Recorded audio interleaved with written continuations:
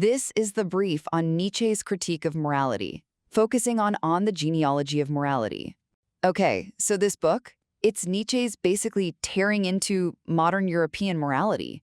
He argues it's kind of dangerous, creating this tame and civilized animal and stopping humanity from reaching its full potential. He's actually calling for a whole revaluation of values. So how did we end up here? He lays out 3 key steps. First, he says morality is really this historical fight between 2 ways of valuing things.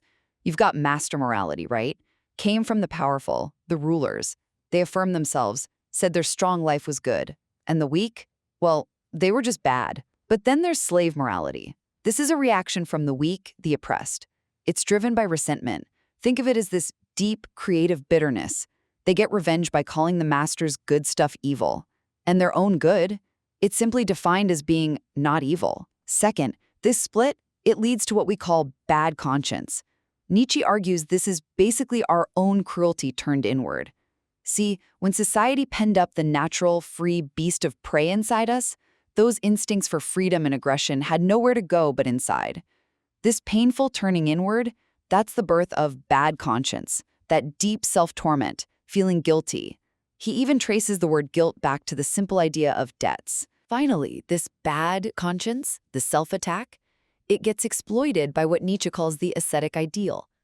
The priest, the artist in feelings of guilt, uses the idea of sin, which is really just a priestly spin on bad conscience, as a tool.